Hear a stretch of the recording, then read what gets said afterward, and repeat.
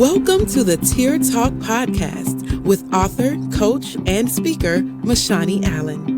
Known as the Golden Scribe, MaShani has over 2 decades of writing experience, and her passion for the craft has given her the opportunity to impart wisdom, affirmation, hope, and confidence into many. Let's listen now as MaShani delves into topics that have impacted her on her Tear Talk journey and helped her discover the power of the pen.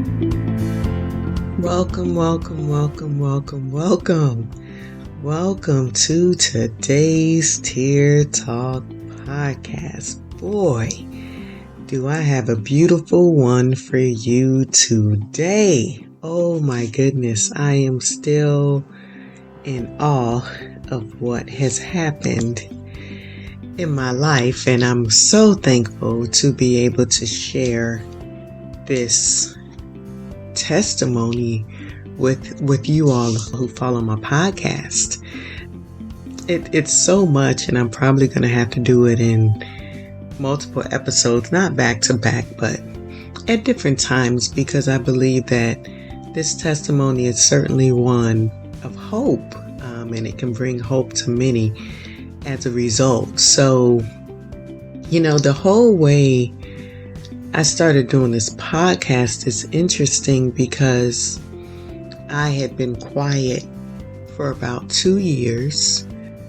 I was fully engaged in ministry, and then the leader that I was under passed away, and that caused me to just step away from everything because I really wanted to not just heal, I wanted to heal well. And for me, that meant I had to step away. And that wasn't an easy thing for me to do. But after those 2 years, I knew it was time for my voice to be heard again, but I didn't feel as though it was the way that it had been used before. And the one thing that I felt led to do was start a podcast. And that's what I told my best friend, and I designed the copy art for the podcast. And in doing that, I loved that so much to where I redesigned the book cover for Tear Talk, and then I ended up redesigning the whole book itself. And it's interesting how you can feel a push or urge or pull to do something in a moment, but you don't see the bigger picture of what will happen as a result. So I believe I started doing this podcast last year, August, I believe, is when I think that's when I started this. But in last year, August is also when I was literally minding my own business at work, and I get an email that the chief of staff for Pepperdine University wants to meet with me. And since at that time I was the manager of advancement communications, I wrote the communications on behalf of the president, on behalf of the vice president of advancement, and sometimes I wrote communications on behalf of the chancellor. So I was like, man, did I write something that bad to where the chief of staff wants to meet with me? And then I get in this meeting, and to this day, I've never had someone speak so highly of me that I've never met. And that is one meeting I wish I would have recorded, because I literally was sitting there in complete awe. I didn't know that they had been watching me. I didn't know that I had been on their radar. I had sent the president a few prayers at different times, and I was informed that him and the president wanted me to be a part of their team. And I met with him first, and then I had to meet with the presidential team. And it tickled me so much because it all happened so quickly. So when I was reached out to, I didn't expect to interview so quickly. So I went to work after speaking with him, I went to work the next day and I had on a sundress and these big queen earrings where it said queen all the way down written out.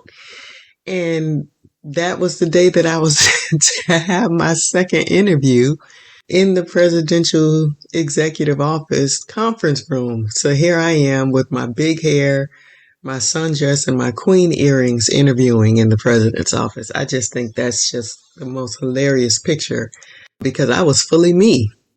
No pretense, no nothing. This is who I am. This is what you're going to get.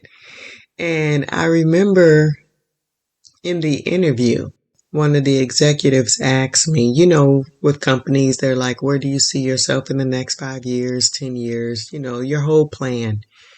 And I remember when I asked that question, my response was, I was like, can I be honest with you? I said, I can't really answer a question like that because I go where he leads. And I said, and right now I know that he has led me here. And I remember the lady being like, oh my gosh, what an answer. I go where he leads. And, when I look at my life, when I look at my resume, I have one of the most unique resumes there is. I do not have a linear career where I just went in one direction. I've been a makeup artist. I've been a model. I've worked in entertainment. I've worked in nonprofits. I've been a counselor. I've had my own business being a transcriptionist. It looks like it's all over the place, but in actuality, all of the dots connect. So I've been working in the president's office since August. I've been managing people. I've been managing the office.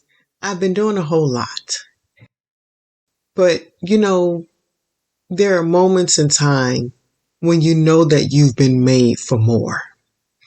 And when I was managing the students when they graduated, I got a card from one of them and she said how I was the best off-duty professor ever. And mind you, I am working at a prestigious university. I do have a master's degree, but I never thought that I could be a professor anywhere, but especially I didn't think about being a professor there. So a few weeks ago in the month of May, I got a new therapist. And when I told her where I worked, she asked me, is there an opportunity for me to be able to be a professor at Pepperdine? And I was like, professor at Pepperdine? Like that wasn't on my radar, not something I thought about. Not something I even considered. And I was like, I thought for like a second, I was like, no, I don't see how that can happen. Well, on Friday, May the 13th, because it was Friday the 13th, I'll never forget it. It was the last day of me having my student workers who we call President's Associates. I had a total of 4 and 2 graduated. 1 was away for the summer. No, 3 graduated. 1 graduated from the law school, 2 graduated from the undergrad, and 1 was a junior. So she was doing an international internship over the summer. So the last day with the last student worker, I'm sitting there minding my business.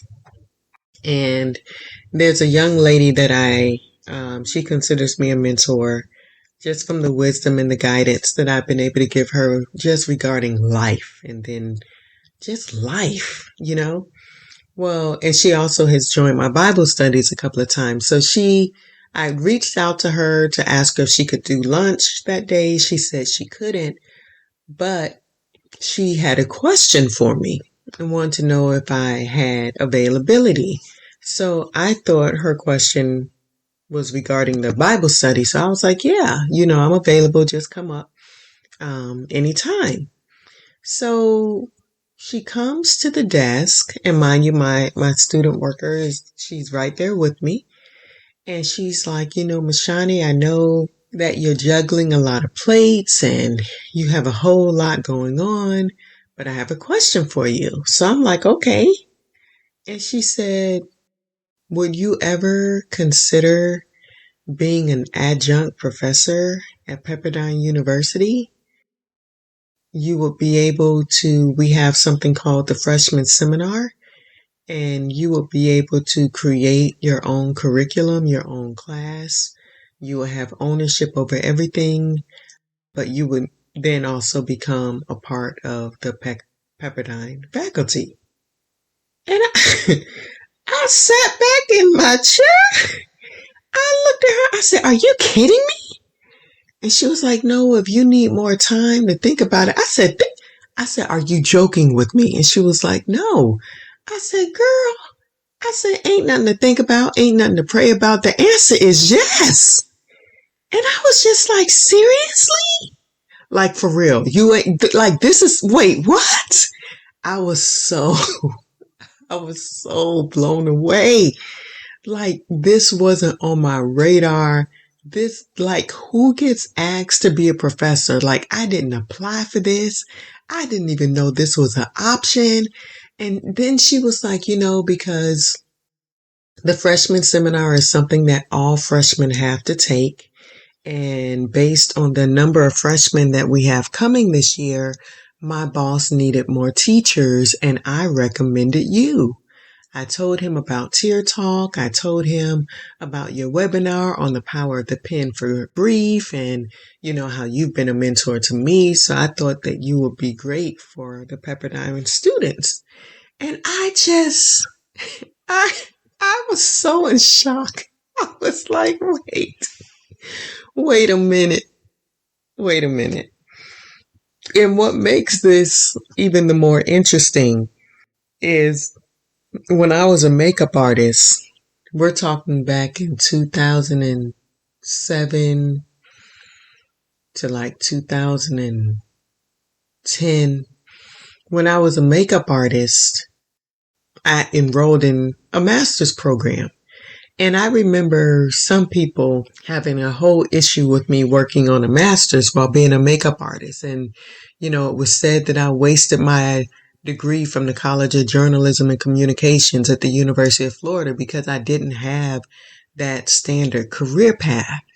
And I was sharing with someone the other day, if I would have never been a makeup artist, I would have never wrote The Beauty of Holiness. And if I would have never wrote The Beauty of Holiness, I would have never wrote Tear Talk. So it's like our lives can have all these dots, but we don't know when they connect and we don't know when they intersect. So if I would have never gotten that master's while being a makeup artist, I would have never been considered to be a professor at Pepperdine. And I was completely floored. And she told me, she would let her boss know that I said yes. And then I ended up meeting with him the following Tuesday. And he shared with me what they were looking for in the professors and how, like, the freshman seminar is almost like a homeroom for freshmen. It is a legit college course, but it doesn't come with the rigor of some of their other courses. But it's something so the students are able to choose their top 3 of the freshman seminar topics, and then they're put in one. And their hope is for the freshman seminar to help the freshmen build a community, since they're fresh into the university, that they learn about the mission and the values of the university. And that through our wheelhouse, what we specialize in, they are able to learn something that they'll be able to use throughout their collegiate career. So I was excited to hear all of that. And then he asked me, did I have an idea of what I want to do? And I shared with him how I'm an advocate of journaling and the power of the pen. And he was like, yeah, I know, I went to your website. And I was like, oh, okay. And he asked me if I had a title for my class. And I was like, yes, The Power of the Pen for Self-Discovery. And he absolutely loved it. I let him know that I would, with the course, that students would learn the essentials of journaling, the power of the pen, the essentials of journaling, healing and journaling, and how the power of the pen can help with grief.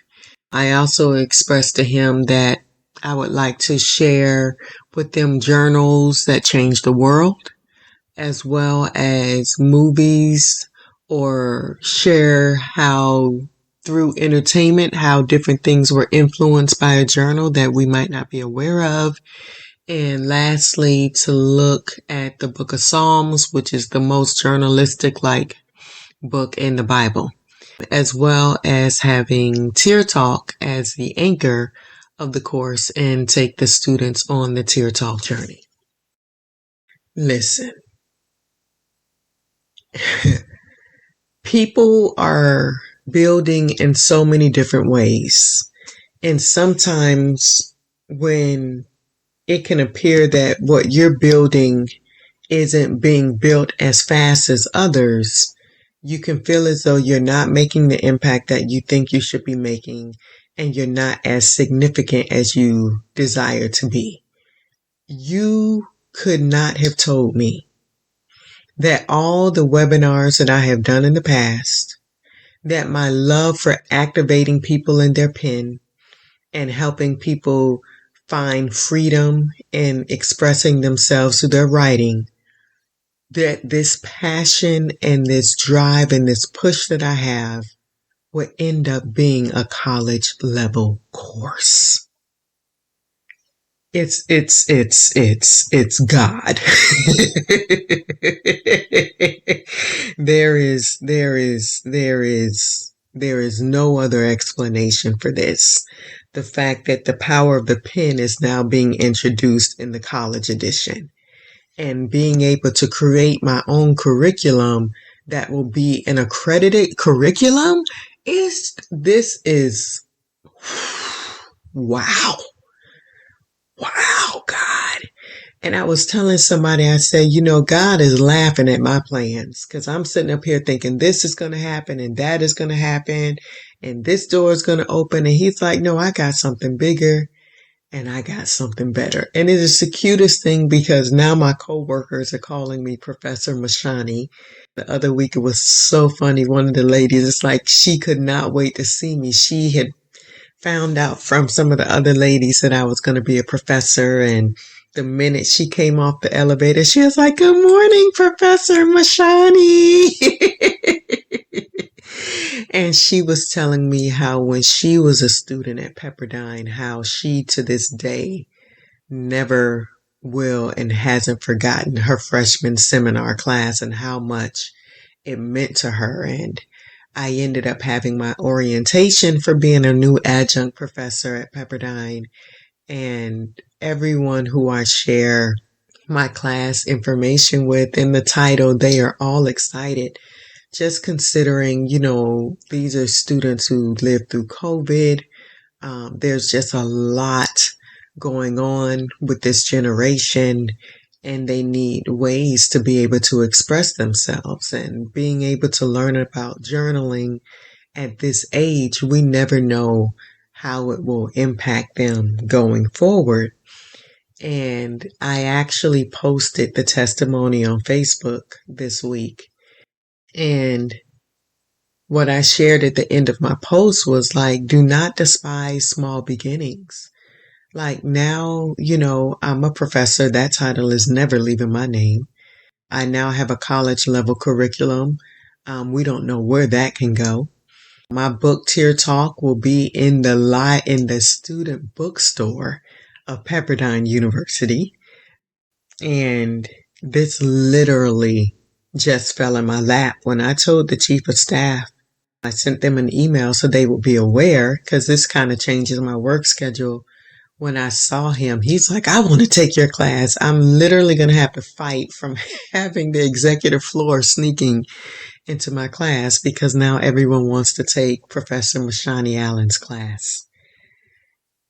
I had one young lady, when I posted it on Facebook, I was sitting at work and I looked at my phone and I was getting a call from Facebook Messenger. I knew who she was, so I picked it up and all she could do was scream. She didn't say nothing. She was just screaming because she couldn't type. She couldn't write. All she could do was scream.